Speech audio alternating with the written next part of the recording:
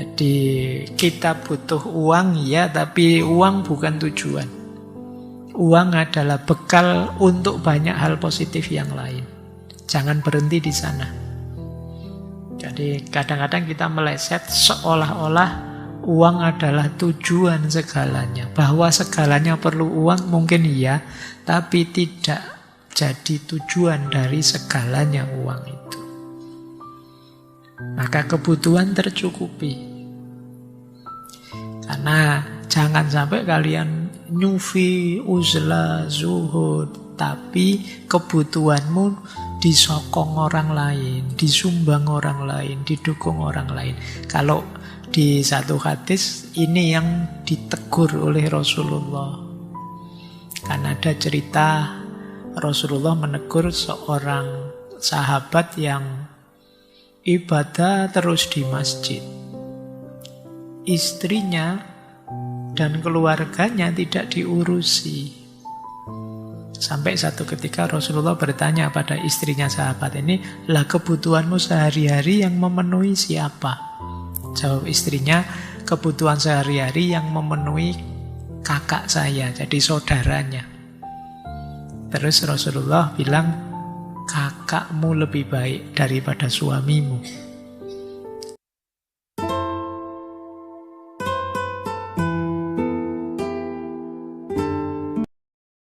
Assalamualaikum warahmatullahi wabarakatuh. Diawali harus dari syariat. Maka kita harus tahu ilmunya, mana boleh, mana tidak boleh, mana halal, mana haram. Apa yang harus kita lakukan, apa yang harus kita jauhi. Mana yang levelnya wajib, mana sunnah, mana mubah, mana makruh, mana haram. Sekurang-kurangnya kita melakukan yang mubah saja. Kalau yang makruh, kalau bisa ya kita hindari. Nah ini syariat namanya. Kalau sudah paham syariat, kita jalani. Ketika kita menjalankan syariat, itulah torekot. Jadi torekot itu syariat yang kita kerjakan dengan cara tertentu yang pas, yang sesuai. Sehingga tidak tersesat, tidak salah tujuan. Syariatnya benar, tapi cara menjalankannya keliru, bisa meleset.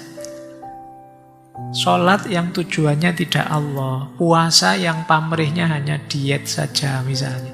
Nah ini torekotnya salah. Jadi haji hanya untuk cari gelar hanya saja. Misalnya ini torekotnya salah berarti. Nah, syariat perlu torekot. Kalau torekotnya salah, syariatnya kehilangan makna.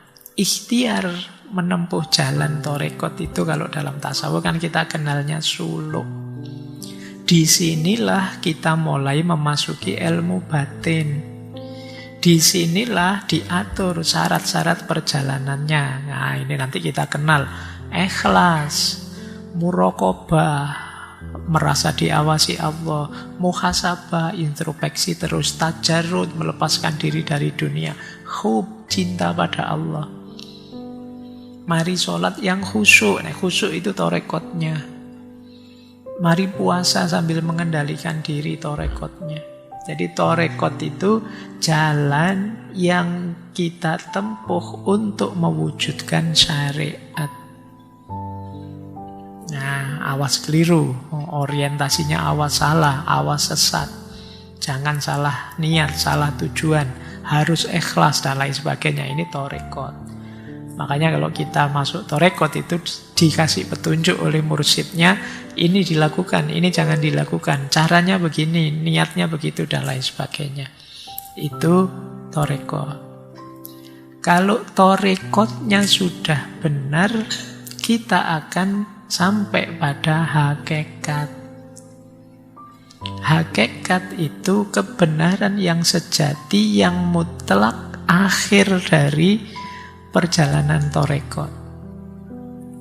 Jadi apabila torekot telah dijalani dengan segenap kesungguhan, dengan setia memegangi segala syarat rukunnya, akhirnya tentu bertemulah hakikat.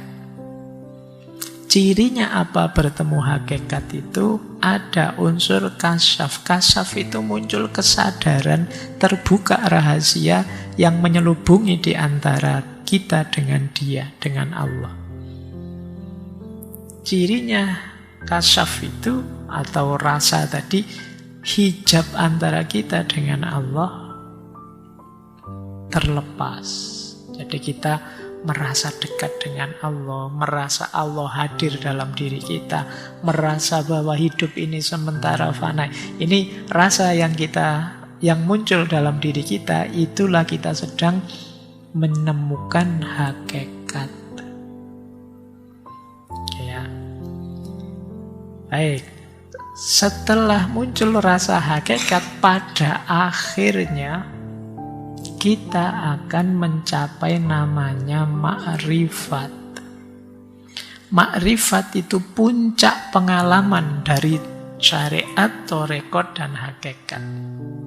Ini disebut ma'rifat. Jadi kumpulan pengetahuan tentang syariat, thariqat, dan hakikat jadi satu, itulah ma'rifat. Jadi di situ tergabung ilmu, perasaan, pengalaman, amal, semuanya masuk. Kalimatnya Buya Hamka, ma'rifat itu kumpulan dari mantik, estetik, dan cinta.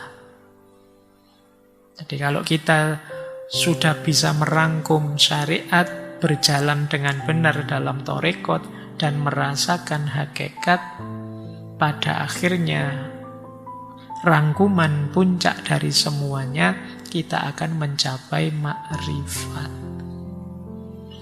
Jadi kalau dibikin rute perjalanan sufistik itu diawali dari menetapi syariat, kemudian menjalankan thariqat, kemudian merasakan hakikat, dan pada akhirnya mencapai ma'rifat.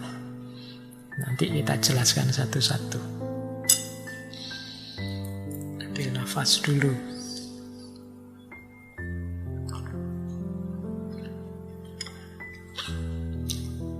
Jadi yang paling awal menetapi syariat. Menetapi syariat itu berarti kita harus tahu ilmunya dan kita yakini isinya. Itu menetapi syariat. Setelah itu menjalani thariqat. Menjalankan thariqat itu ya seperti tadi, jangan berhenti di sekedar tahu dan yakin, tapi kita jalankan isinya syariat dengan benar, lahir dan batin, itu thariqat. Kalau kita jalankan dengan benar, tidak hanya lahirnya juga batinnya, ya ikhlasnya, ya khusyuknya, pada akhirnya kita akan merasakan hakikat.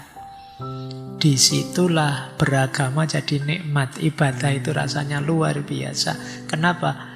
Kita merasakan hakikat.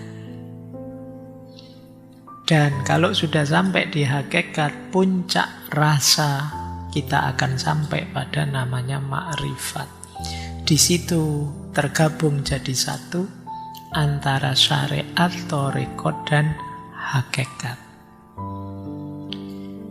Jadi ini ilustrasi dari Buya Hamka tentang perjalanan sufistik. Baik, saya lanjutkan ya. Saya jelaskan ringkas, semoga 10 menit selesai. Karena sudah janji tanya jawab. Kan seperti saya bilang, meskipun materinya panjang dan mulainya agak telat, tapi kan selesainya harus on time. Ya, kalau selesainya molor, kasihan nanti teman-teman ya. Nah, dari buku tasawuf modern itu, kalau saya simpulkan ya, ini rangkuman, saya highlight saja isi buku itu.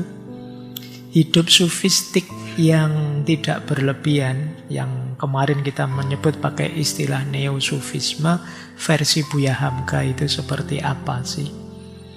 Di catatan saya yang paling pokok ini. Yang pertama tentu saja diawali dari ilmu akal. Akal yang mau berpikir untuk memahami dan membedakan. Jadi akal kita itu harus tetap kita hidupkan, karena dia yang bisa memahami dan juga membedakan. Furqan, ini baik, ini buruk, ini benar, ini salah, itu akal. Akal yang bekerja. Kemudian yang kedua, nafsu yang terkendali. Jadi ya nafsu itu manusiawi, manusia punya nafsu sampai batas tertentu diperbolehkan menuruti dorongan nafsu, tapi harus tetap dikendalikan. Begitu menabrak aturan, apalagi yang syariat tadi, bisa menghancurkan orang yang melakukannya. Jadi nafsu yang terkendali. Yang ketiga, ikhlas sebagai motif dari tindakan. Jadi akal yang tajam, nafsu yang terkendali, ikhlas sebagai motif segala tindakan. Berarti tujuannya Allah saja, lillahi ta'ala. Terus yang keempat, qanaah sebagai gaya hidup. Gaya hidup qanaah itu nanti di buku tasawuf modern banyak dijelaskan. Sumbernya orang bahagia itu qanaah. Qanaah bukan berarti pasif diam saja, tidak ikhtiar. Qanaah itu ridho dengan apapun ketetapan Allah atas dirinya. Pak, saya sudah ikhtiar, oleh Allah ternyata ditakdir gagal. Saya terima, Pak, apapun yang ditakdirkan Allah. Ini jiwa yang menerima, yang qanaah, merasa cukup dengan berapapun dan apapun yang diberikan oleh Allah. Jadi bukan berarti terus tidak ngapa-ngapain, tetap ikhtiar. Tapi setelah diberi oleh Allah, berapapun yang diberi oleh Allah, saya terima dan insya Allah cukup. Itu jiwa yang qanaah. Kemudian jiwa yang stabil dan harmonis. Jiwa yang stabil dan harmonis itu batin kita yang masih tetap manusia biasa sebenarnya. Ya bisa marah, ya bisa kecewa, ya bisa kadang-kadang tidak puas dan lain sebagainya. Tapi kita bisa mengendalikannya. Marah sih, tapi kalau pas marah juga tidak kehilangan kendali diri. Kecewa sih, tapi tidak sampai putus asa. Ini berarti jiwamu sudah stabil. Senang sih, tapi tidak sampai lupa diri. Ini namanya stabil. Jadi sufi itu bukan berarti tidak manusiawi lagi. Tidak, wah sufi berarti tidak bisa marah ini. Sufi tidak bisa. Tidak bisa kecewa ini. Bisa saja, tapi dia bisa mengendalikannya. Kemarahan tidak membuat dia keluar jalur lupa diri dan lain sebagainya. Berarti jiwanya stabil, harmonis. Yang terakhir, dasar hidup sufistik itu malu, amanah, dan sidik sebagai kendali sosial. Jadi seorang sufi tidak harus lari dari dunia, juga bisa hidup di tengah masyarakat, tapi bekalnya 3. Yang pertama, malu. Orang yang masih punya malu itu masih selamat dia. Jadi masih punya malu itu kan masih remnya masih kuat. Pingin sih sekali-sekali bohong, tapi nanti kalau ketahuan, apalagi Allah selalu melihat, malu saya. Kalau dilihat siapa-siapa malu. Jadi malunya masih hidup, itu manusia masih bisa terkendali. Kemudian yang kedua, amanah. Amanah berarti dia ketika mendapat tanggung jawab sosial apapun akan dijalankan. Dan siddiq. Siddiq itu jujur. Malu, amanah, dan siddiq. Mungkin besok kalau kalian milih pemimpin di level apapun, cari yang masih punya malu, kemudian amanah, dan jujur. Cuma 3, tapi ya sulit. Tidak gampang hari ini ya. Baik, jadi ini ya kalau menurut Buya Hamka kesimpulan saya dari buku Tasawuf Modern. Jadi seorang sufi akalnya harus tajam, nafsunya terkendali, motif semua tindakannya Allah saja, ikhlas, gaya hidupnya qanaah, jiwanya stabil, harmonis, dan punya malu, amanah, dan jujur di tengah masyarakat. Kemudian, ini kalau dirangkum lagi, tadi saya bilang, buku tasawuf modern itu tentang kebahagiaan. Nah, merancang kebahagiaan kalau menurut Buya Hamka di bukunya tadi secara umum itu ya, syaratnya ada 4, yang dilakukan 4, kondisi mentalnya 3, spiritualitasnya 4, dan penghalangnya ada 3. Kalau kalian ingin bahagia dunia akhirat, pastikan yang pertama syaratnya terpenuhi. Apa syaratnya orang bahagia? Yang pertama ilmu. Tidak mungkin kalian bahagia tanpa ilmu. Orang yang tanpa ilmu berarti dia tidak tahu. Kalau tidak tahu, apalagi tidak kenal, apalagi dirinya, ya sulit. Maka dasarnya ilmu. Yang kedua sehat. Ini menarik ya, sehat disisipkan. Sama seperti Ibnu Sina. Ya kalau kamu tidak sehat, sepinter apapun, sespiritual apapun kalian, greges tetap. Gemeteran. Tidak nikmat, tidak bisa kamu pura-pura bisa saya meskipun pusing menikmati ibadah, tidak bisa. Tetap kalau pusing ya pusing saja, muyer-muyer tidak bisa. Jadi sehatlah. Kebaikan jenis apapun tidak akan bisa hidup tanpa kalian sehat. Jadi niatkan menjaga kesehatan sebagai bagian dari ibadah utamamu. Kemudian kebutuhan tercukupi. Ini menarik. Berarti apa? Tidak boleh kita fokus spiritual saja, melupakan tuntutan normal duniawi. Tidak mungkin kita bisa bahagia tanpa kebutuhan tercukupi. Meskipun jangan berlebihan juga. Meskipun jangan berhenti di kebutuhan. Jadi kita butuh uang ya, tapi uang bukan tujuan. Uang adalah bekal untuk banyak hal positif yang lain. Jangan berhenti di sana. Jadi kadang-kadang kita meleset seolah-olah uang adalah tujuan segalanya. Bahwa segalanya perlu uang mungkin iya, tapi tidak jadi tujuan dari segalanya uang itu. Maka kebutuhan tercukupi.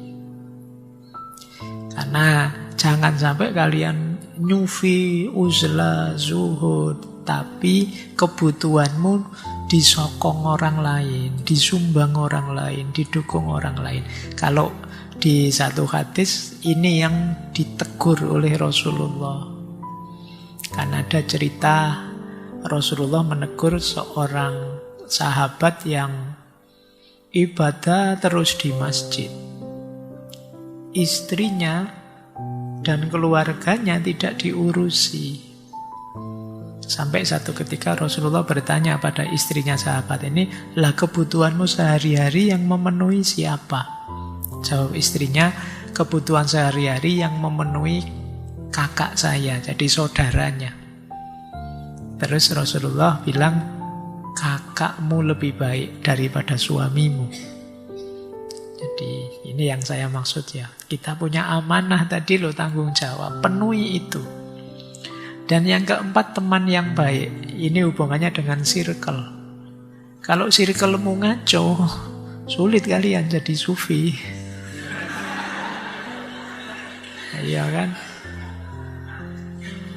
Kamu mau apa lah? Mau zikir sebentar terus temanmu cie-cie gitu kamu. Nggak jadi, kamu malu ya susah. Kalau temennya nggak suportif ya gagal kamu. Nggak jadi bahagia nanti. Jadi perhatikan, ilmu yang sesuai, sehat lahir batin, kebutuhan tercukupi, circle yang cocok, teman yang baik. Yang harus dilakukan apa? Ya karena tadi perlu ilmu maka berpikir, tafakur, muhasabah itu berpikir. beramal, bekerja, kalau tidak ada amalnya, cuma teori saja, ceramah saja, ya buat apa? Kemudian berakhlak dan beradab, introspeksi diri. Jadi ya beramal itu termasuk wirid, zikir, dan lain sebagainya termasuk beramal. Ini yang dilakukan. Kalau kita tahu ilmunya aman ya. Karena tadi syaratnya ilmu, kita tahu berpikir yang baik, yang benar, beramal yang baik, akhlak dan adab yang terpuji, introspeksi diri, dan lain sebagainya. Mentalnya qanaah, jadi kesediaan untuk qanaah, kesungguhan untuk ikhtiar, dan kesadaran untuk tawakal. Diawali dari qanaah, kita terima apapun ketetapan Allah, dilanjutkan dengan ikhtiar, kita lakukan semaksimal kita mampu, dan diakhiri dengan tawakal. Kita pasrahkan hasilnya kepada Allah. Ini mentalnya. Setelah itu, sisi spiritual isinya apa? Iktikad, yakin, iman, dan din. Ini menarik ya, beliau mendefinisikan berbeda.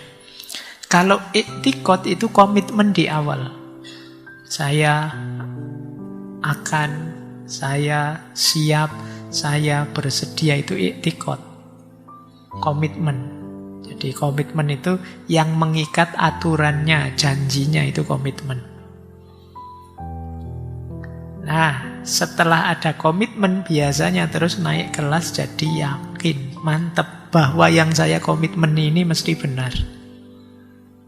Setelah itu baru iman. Kalau iman itu percaya plus pembuktian lewat kata-kata, lewat perbuatan. Jadi diawali komitmen, kemudian yakin, mantap, setelah itu dibuktikan lewat amal, lewat perbuatan, baik kata-kata maupun tindakan fisik. Dan pada akhirnya istilah Buya Hamka, din itu penyerahan total. Kalau sudah dibuktikan, pasrahkan semua pada Allah. Ini spiritualnya. Penghalangnya 3 yang sering menghalangi. Yang pertama, pikiran yang salah mindset. Mungkin pikiran yang serba suudzon, pikiran yang serba negatif, pikiran yang pesimis, putus asa, dan lain sebagainya. Jadi pikiran yang salah bisa menghalangi. Salah teori, salah konsep, salah guru, salah ilmu, itu bisa menghalangi. Kemudian kebencian. Kebencian akan mengotori hati kita. Selama masih ada kebencian, tentu saja fokus kita tidak pada Allah, tapi pada yang kita benci saja. Bahkan fokus ke yang negatif. Ini disebut khusus oleh Buya Hamka, karena mungkin kebencian ini agak bahaya untuk hidup kita. Dan yang ketiga, pesimis. Pesimis itu nama lain dari suudzon billah, prasangka buruk pada Allah. Tidak mungkin Pak saya berhasil. Saya mesti hancur sajalah sudah kita. Nah, ini pesimis namanya. Gelap-gelap situasi Pak, tidak bisa sudah terang. Ini pesimis namanya. Kalau masih ada Allah, kenapa kita sepesimis itu? Pesimis tentu saja membuat segala ikhtiar kita setengah-setengah. Wong kita tidak yakin. Jadi coba nanti bisa dibaca lagi pelan-pelan ya. Untuk bahagia duniawi ukhrawi, syaratnya apa, yang dilakukan apa saja, mental yang harus disiapkan bagaimana, spiritual yang harus tegak bagaimana, dan jangan sampai ada penghalang-penghalangnya. Oke, ini terakhir masih ada quote. Kata beliau, zuhud adalah yang sudi miskin, sudi kaya, sudi tidak beruang sepeser pun, sudi menjadi milioner, tetapi harta itu tidak menjadi sebab buat dia melupakan Tuhan.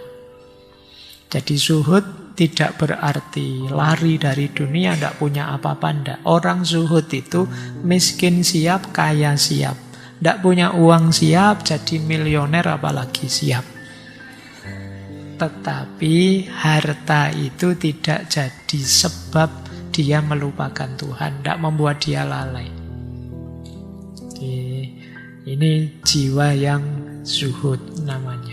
Maka kalian tidak perlu, Pak, kalau saya zuhud berarti keluar dari dunia, dari keramaian. Tidak juga. Lebih pada penataan jiwamu agar pasrah pada Allah saja. Apapun yang ditetapkan oleh Allah pada kita, kita siap. Harta tidak membuat kita lupa. Miskin tidak masalah, kaya alhamdulillah. Jadi milioner alhamdulillah. Tidak punya uang sama sekali, pasrah saja pada Allah. Nah, itu khasnya beliau ya. Jadi zuhud yang tidak lari dari dunia. Oke. Ada kalimat lagi ini, beliau mengingatkan kita. 3 kali kita menyeberangi kehidupan. Apabila yang ketiga kalinya telah terseberangi dengan selamat, bahagialah kita. Pertama, hari kelahiran, itu hari suci. Kedua, hari perkawinan, hari bakti. Ketiga, hari kematian, hari yang sejati. Nah, saya tidak tahu kalian sudah menyeberang berapa dari 3 ini. Yang jelas kita semua maksimal 2. Yang kan tidak mungkin yang sudah menyeberang yang ketiga ada di sini. Mengerikan kalau ada yang di sini ya. Cuma mungkin sebagian besar belum merasakan penyeberangan kedua, perkawinan. Kalau yang sudah nawa itu tidak nikah, berarti penyeberanganmu cuma 2. Setelah lahir terus tinggal matinya. Maka nikahlah biar ada penyeberangan yang kedua. Kata Buya Hamka, hari bakti. Ini 3 ini maksudnya sumber kebahagiaan. Coba dilihat di titik-titik ini kebahagiaan itu. Kebahagiaan kita lahir ke dunia, kebahagiaan ketika kita menikah, dan kebahagiaan setelah kita mati. Baik, masih ada.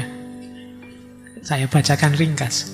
Jangan takut jatuh, karena yang tidak pernah memanjatlah yang tidak pernah jatuh. Jangan takut gagal, karena yang tidak pernah gagal hanya orang-orang yang tidak pernah melangkah. Jangan takut salah, karena dengan kesalahan yang pertama kita dapat menambah pengetahuan untuk mencari jalan yang benar pada langkah kedua. Baik, saya kira itu. Ini tidak perlu saya jelaskan, teman-teman sudah paham. Masih ada waktu 20-an menit. Ya nanti lebih-lebih sedikit tidak apa-apa ya. Kalau ada yang ingin tanya. Tapi tidak harus bertanya. Boleh juga yang ingin curhat apa, cerita apa, atau nambahi apa juga boleh. Mungkin Pak Buya Hamka hanya baca kitab-kitab tadi, saya juga baca kitab ini Pak Iseno, itu luar biasa. Karena acara kita kan bukan cerdas cermat terus kalian ada tanya jawabnya, tidak harus begitu. Kalau ada yang ingin nambah materi atau bantah, jangan-jangan saya tadi ada yang kelewatan ngomongnya, keliru apanya, boleh. Dan tentang apa saja, tidak harus tentang materi malam hari ini karena kita sesi tanya jawabnya kan tidak sering. Monggo Mas Wahid.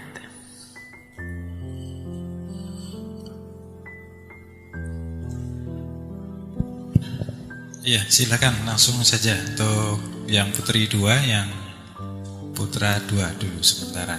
Silakan sebut nama, asal atau dari kampus mana. 1 yang belum pernah, yang putri 1.